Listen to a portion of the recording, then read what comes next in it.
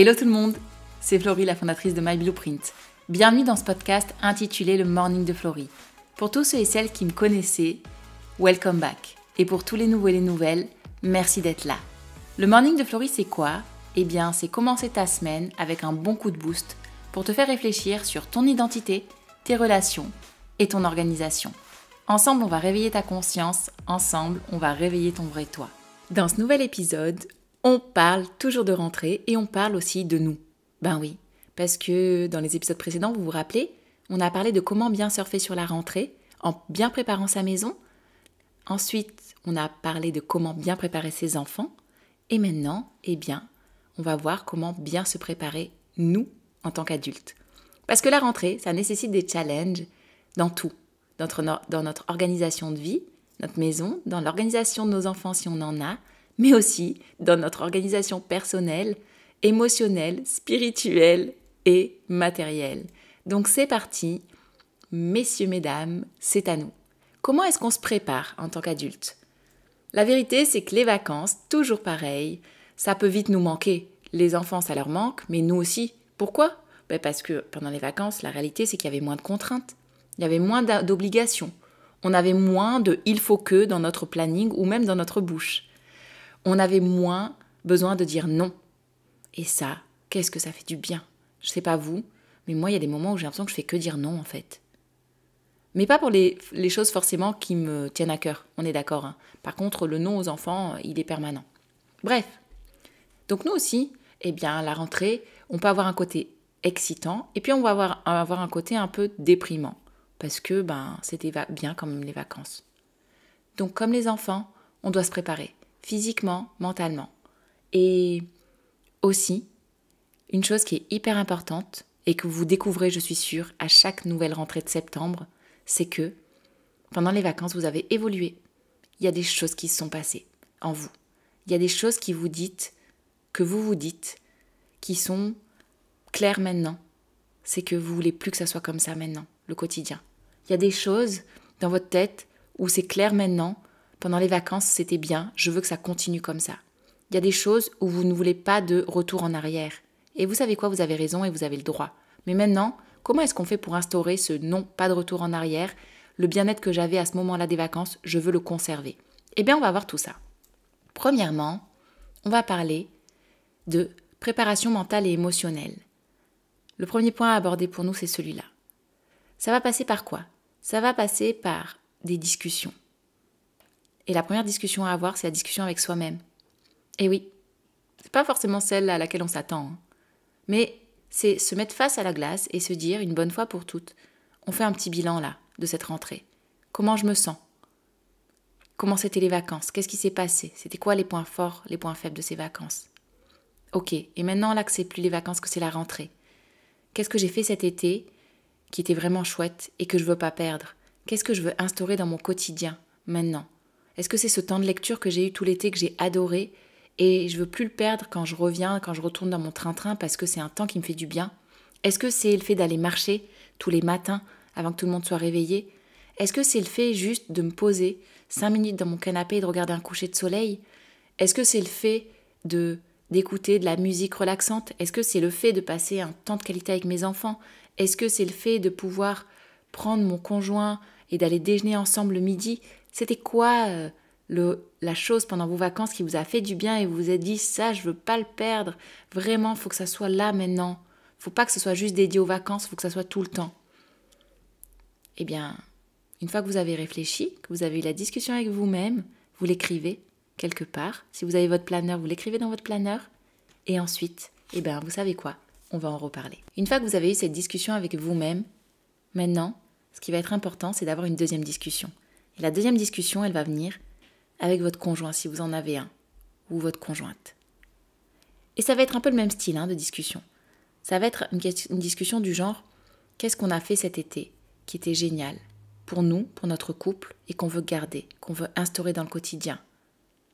Qu'est-ce qui a fait que ça nous a fait du bien et qu'on a senti que ça nous rapprochait, que ça nous construisait encore plus, que ça nous a donné envie et on veut le garder.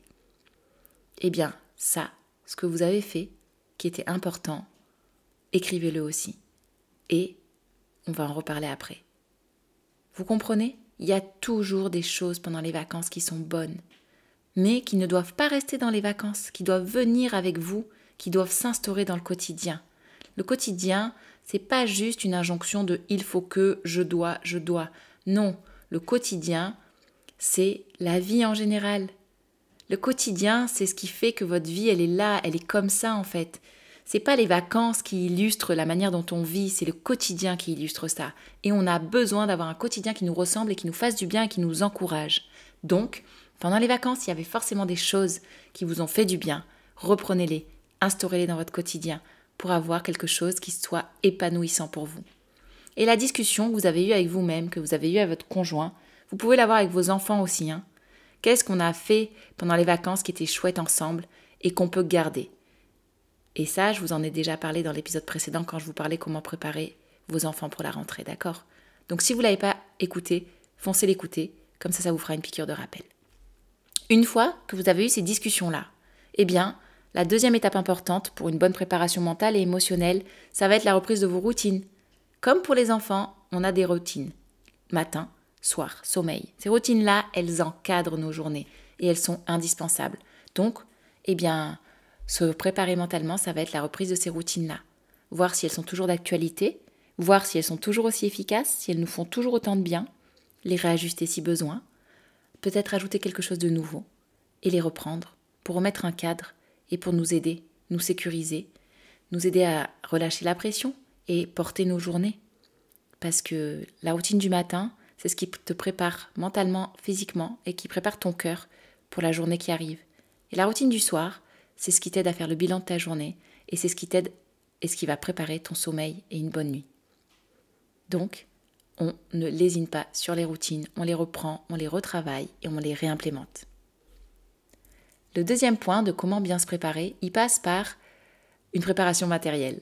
Alors celle-là, elle est sympa, le point est rapide et on en a déjà en fait parlé plein de fois dans les épisodes précédents.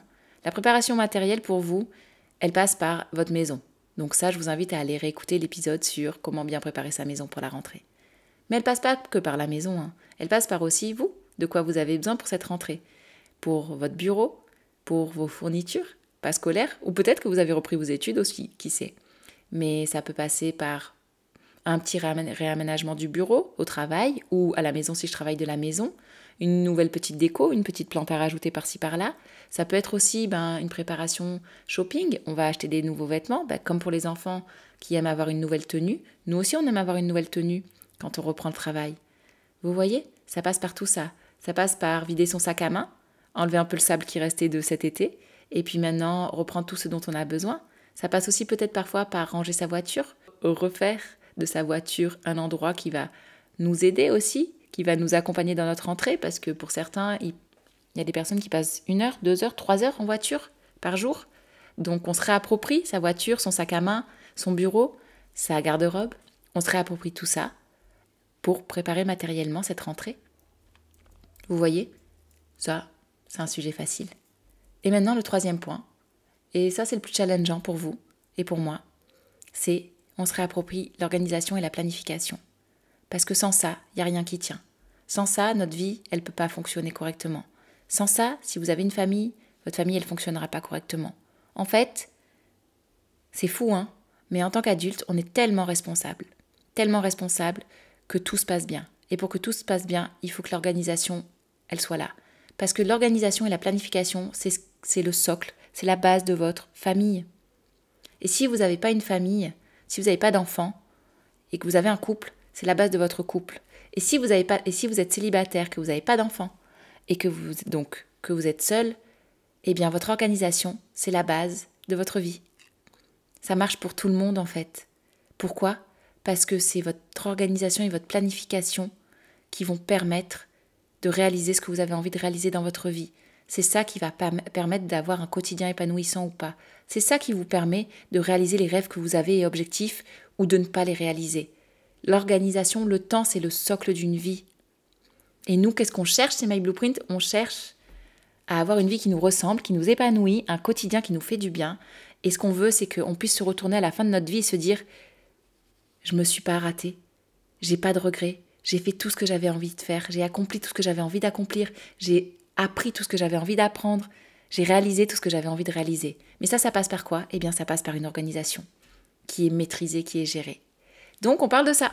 Allez, j'arrête, hein. Là, je vous ai fait un peu le côté ok, hyper sérieux. Mais l'organisation, c'est fun. La planification, c'est cool en fait. Faut juste connaître les principes clés. Donc, on va les répéter une petite fois pour être sûr qu'on est ok pour cette rentrée. Alors, ça commence par quoi? Eh bien, ça passe par un planning. Votre planning et celui des autres. Donc, on a parlé dans les épisodes précédents du planning des enfants. Maintenant, on parle du planning du couple et on parle de votre planning à vous, de votre travail. Et si vous ne travaillez pas et que vous êtes à la maison, du planning de la maison. Parce qu'au passage, mesdames, pour celles qui restent à la maison, ou messieurs, si c'est votre cas, gérer une maison, eh bien, c'est un boulot à temps plein. Donc, le planning, comment est-ce qu'on se le réapproprie pour cette rentrée? Eh bien, ça passe par définir nos priorités. C'est quoi nos priorités de la rentrée? De quoi est-ce qu'on a besoin? Qu'est-ce qui doit apparaître obligatoirement dans notre emploi du temps? Et quand je vous parle de priorité, je vous parle pas des obligations, des injonctions, des il faut que. Non, je vous parle de qu'est-ce qui vous fait du bien. Donc là, vous repartez piocher dans votre liste de ce que vous avez fait pendant les vacances qui était super et que vous voulez réimplémenter dans le quotidien. Ça commence par là. C'est ça votre priorité. C'est ça qui va devoir apparaître en premier dans votre planning. Qu'est-ce qui vous fait du bien? Qu'est-ce qui supporte vos journées? Qu'est-ce qui vous met de bonne humeur? Qu'est-ce qui vous met en joie? Qu'est-ce qui vous enthousiasme? Ça doit apparaître dans votre planning maintenant. Deuxièmement, on remet à jour sa semaine type. Alors la semaine type, c'est un grand sujet, mais c'est l'outil phare, c'est ce qui fonctionne à 100%. Je vous dis pas que c'est une formule magique, attention, mais je vous dis que ça marche pour tout le monde. Que vous soyez à votre compte, que vous soyez salarié, que vous soyez avec des horaires qui bougent, ça marche pour tout le monde. C'est une structure de planification incroyable. Remettez à jour votre semaine type. Et si vous savez pas comment faire une semaine type, on a fait une masterclass dédiée à ça, donc allez écouter le replay. Et si les replays sont plus dispo à date, eh bien, on a une formation de gestion du temps qui est dédiée à ça, où on vous aide à créer vos semaines types. La semaine type, c'est avoir une semaine organisée, structurée, un socle qui fait que toutes les semaines, ça se passe de la même manière. C'est avoir un modèle de comment ça va se passer. La semaine type, c'est ce que vous aviez quand vous étiez au collège et qu'on vous disait, il y a une semaine 1 et il y a une semaine 2. Il y a une semaine A et il y a une semaine B. La semaine type, c'est avoir, du coup, un modèle de semaine qu'on utilise toutes les semaines. Et après qu'on ajuste en fonction. Mais c'est avoir un template, un modèle. Et ça, c'est indispensable pour alléger la charge mentale, pour bien encadrer, pour bien automatiser. Donc on met à jour sa semaine type. Troisième astuce de planification pour la rentrée, particulièrement. On ne planifie rien de plus que ce qui est déjà dans le planning de la rentrée. Les transitions sont fatigantes. Les transitions demandent de l'énergie. Reprendre le rythme, ça demande de l'énergie. L'énergie que vous aviez pendant les vacances, même si vous avez fait beaucoup de choses, ce ne sera pas la même que quand vous allez rentrer. Donc, ne planifiez pas plus que de raison. Ok, revoir les copains, ça passera peut-être dans 2-3 semaines. Aller faire un gros apéro, ça passera dans 2-3 semaines quand tout le monde aura repris le rythme. Parce que là, la vérité au départ, c'est que vous allez être fatigué en rentrant du travail. Les enfants, ils vont être fatigués en rentrant de l'école. Tout le monde va être fatigué. Donc, on ne s'emballe pas dans l'organisation des week-ends et des soirs. Après l'école, après le boulot, on reste un peu soft. La première semaine, la semaine de la rentrée, on a le droit de prendre le temps. Ok? Et quand vous sentez que vous êtes d'attaque, quand vous sentez que vous êtes bien réapproprié la rentrée, quand vous sentez que c'est ok, tout le monde est bien revenu dans cet état d'esprit de rentrée, les règles sont claires, les plannings sont clairs, les routines sont claires, là, allez, on rajoute un peu par-ci par-là, on va voir les amis, on refait un peu des temps en soirée, etc. Mais réappropriez-vous votre quotidien avant de vouloir remettre des temps avec les autres dedans. Je vous dis ça parce qu'en fait, on a besoin de se réapproprier. Et après, les amis, ils reviennent. D'accord? Les temps sociaux, ils reviennent aussi. Mais d'abord, réappropriez-vous ce que vous avez besoin de reprendre en main. Et enfin, dernier point, ne surestimez pas votre cerveau, ne surestimez pas votre énergie. Certains d'entre vous, vous allez rentrer de vacances et vous n'aurez pas repris assez d'énergie. Ça arrive tout le temps, donc je vous le dis. Mais il y en a certains, vous êtes bien débrouillés pendant les vacances. Et vous avez eu des super vacances. Et vous savez quoi, vous arrivez dans cette rentrée et vous me dites, ouais Florie, moi je pète le feu, j'ai plein d'énergie. Franchement, je me suis reposée, je suis d'attaque. Vous savez quoi, c'est cool. Bravo, félicitations. Continuez. C'est pas parce que vous pétez le feu et que vous êtes plein d'énergie et que vous avez une charge mentale qui est proche de 0 qu'il va falloir recommencer à en avoir une. Donc, vous savez ce qu'on fait ? Dans ces moments-là, on reprend nos to-do list. On reprend un crayon, On reprend un papier, on reprend son planeur, on reprend son outil de planification et on écrit. On ne recommence pas à tout garder en tête sous prétexte que non mais c'est bon là, c'est bon ça je sais, ça j'ai dans ma tête, t'inquiète, je gère. Oui, vous gérez, mais ne commencez pas à remettre trop de choses qui servent à rien dans votre tête. Écrivez les choses. Gardez cette habitude d'écrire pour alléger la charge mentale. Donc, vos to-do list, vous les reprenez. Et puis vous allez recommencer à classer ce qui est important, ce qui est urgent et ce qui l'est pas. Important, urgent, non important. Ce qui est important pour cette rentrée, vous le traitez. Ce qui est urgent, faut le traiter. Mais tout ce qui n'est pas important, vous le mettez de côté. Et vous verrez après quand vous aurez bien repris votre rythme. Ok ?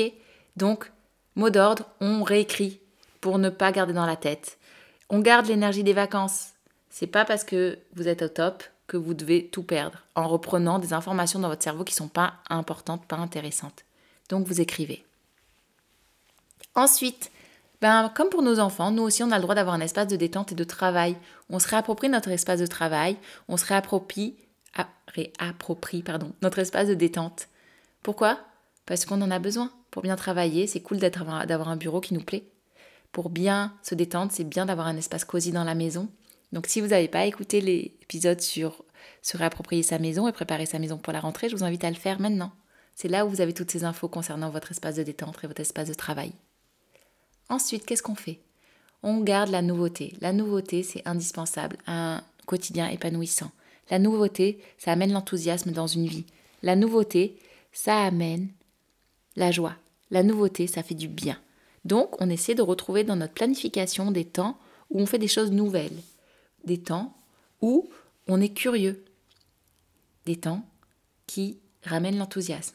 Et parfois, la nouveauté, vous savez quoi ? C'est pas forcément quelque chose qu'on n'a jamais vu.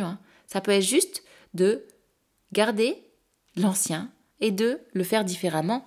Par exemple, c'est pas parce que vous avez toujours fait votre jogging à côté de chez vous que vous devez continuer comme ça. Peut-être que la nouveauté, ça peut être simplement de choisir un nouveau lieu pour aller faire votre jogging le matin. Vous voyez ce que je veux dire ? Pas besoin de repartir forcément dans apprendre de A à Z, de reprendre de A à Z, repartir à zéro. Ça peut juste être faire les choses d'une manière différente pour ranimer la flamme de l'enthousiasme sur quelque chose que vous faites qui vous fait déjà du bien. On peut toujours ranimer la flamme. Ok ? Et enfin, dernière chose importante, acceptez vos limites. Acceptez que même si vous avez fait tout ça, même si vous avez écouté tous les podcasts, tous les épisodes, même si vous avez bien préparé votre maison, même si vous avez bien préparé vos enfants, même si vous êtes bien préparé, acceptez vos limites, acceptez que vous n'êtes pas Dieu, acceptez que vous aurez besoin d'aide peut-être, acceptez qu'il y a des choses qui ne vont pas marcher. Je vous dis ça en connaissance de cause, parce que moi j'ai préparé ma maison, j'ai préparé ma fille, je me suis préparée. Et pourtant, ça fait presque 3 semaines que je suis rentrée, et pourtant il y a des choses qui ne vont pas. Il y a des choses que je n'avais pas prévues, il y a des choses que je n'avais pas sous-estimées, ou que peut-être j'avais trop sous-estimées, plutôt. Et du coup, je me retrouve dans une rentrée qui est hyper challengeante, et pourtant, j'ai fait ce qu'il fallait. Mais du coup, j'ai 2 possibilités. Soit je vois le truc en me disant, tu vois, c'est naze, parce que même si t'as fait tout ce qu'il fallait, tu galères. Et du coup, je suis déçue, et j'ai une perception qui est pas très bonne, et je reste dans le négatif. Ou sinon, je me dis, heureusement que t'as fait déjà tout ce qu'il fallait, heureusement que t'as anticipé, heureusement que t'as planifié, heureusement que t'as fait tout ce que tu pouvais faire, heureusement que tu t'es préparé, parce que si tu l'avais pas fait, je sais pas dans quel état tu serais. Et je crois qu'en fait, c'est ça qu'il faut retenir. C'est qu'on essaie. On n'est pas parfait, mais on essaie. On essaie de bien faire les choses pour tout le monde. Et on essaie de bien se préparer. Et on fait ce qu'on peut. Et faire ce qu'on peut, ça passe par être transparent, vulnérable, être vrai. Se dire les choses. Ça passe par aussi accepter ses erreurs, accepter qu'on ne soit pas parfait. Ça passe par vouloir apprendre, vouloir s'améliorer. Ça passe par l'humilité. Et ça passe ensuite par se dire « je passe à l'action ». Ok ? Donc, vous n'êtes pas parfait, vous avez des limites, il y a des choses qui ne fonctionneront pas, il y aura peut-être des surprises dans cette rentrée bonnes, il y aura peut-être des surprises un peu moins bonnes, ça fait partie du jeu, ça fait partie de la vie, mais de votre côté, prenez en main ce que vous pouvez prendre en main, préparez ce que vous pouvez préparer, améliorez ce que vous pouvez améliorer, parce que tout s'améliore. Gardez l'humilité de dire « je ne sais pas, je peux aller plus loin, je peux faire mieux » et faites ce que vous pouvez. Et ça, c'est déjà bien, et c'est déjà beaucoup, parce que dites-vous qu'en fait, la majorité des gens ne le font pas. Se remettre en cause, accepter de se remettre en cause pour une rentrée, c'est déjà un super début. Donc, je suis avec vous pour cette rentrée, j'espère que ça se passe bien, j'espère que vous avez bien commencé. Si ce n'est pas le cas, j'espère que vous allez vous reprendre et que ça va bien aller. Et moi, de mon côté, je vous dis à bientôt pour un nouvel épisode. Et si vous avez besoin d'aide, on est toujours là avec l'équipe de My Blueprint. On a une formation de gestion du temps pour vous aider à vous réapproprier la rentrée et surtout votre organisation. Si vous avez besoin d'un coup de main pour la semaine type, pour revoir les to-do list, pour savoir comment planifier, si vous êtes challengé dans vos routines, on vous aide à tout reprendre. L'organisation, ce n'est pas inné, ça s'apprend, d'accord ? C'est pas j'ai un don ou je l'ai pas. Non, il y a des compétences qu'on acquiert, il y a des connaissances à avoir. Une fois que vous les avez, vous verrez que tout roule. Mais il faut bien les apprendre une bonne fois pour toutes. Donc si vous avez envie de les apprendre, rejoignez-nous dans notre formation de gestion du temps Boost Your Time. Et si vous savez déjà tout et qu'il vous manque juste un outil de planification bien comme il faut, je vous invite à vous inscrire à notre newsletter puisqu'on a nos nouveaux planeurs 2024 qui arrivent très bientôt. Je vous en dis pas plus et je vous dis à bientôt pour un nouvel épisode. Bye bye. Voilà, cet épisode se termine. Merci de l'avoir écouté jusqu'au bout. Et comme d'habitude, pour te remercier, un petit code que tu peux utiliser sur notre shop en ligne, c'est le code podcast. Tu peux l'utiliser sur le site myblueprintvf.com. N'hésite pas, tu auras un cadeau à la clé lors de ta commande. Et si cet épisode t'a plu, n'hésite pas à nous le dire aussi sur la plateforme de podcast sur laquelle tu écoutes, que ce soit iTunes, Spotify ou autre. Tu nous mets 5 étoiles ou un commentaire, ça nous fait toujours plaisir et puis ça nous aide à diffuser encore plus. Tu peux aussi partager à un ami, une amie, un voisin, un collègue de travail, à ton boss, pourquoi pas. En tout cas, au plus on diffuse, au plus on impacte. Et moi, je te dis à bientôt pour un nouvel épisode. Bye bye!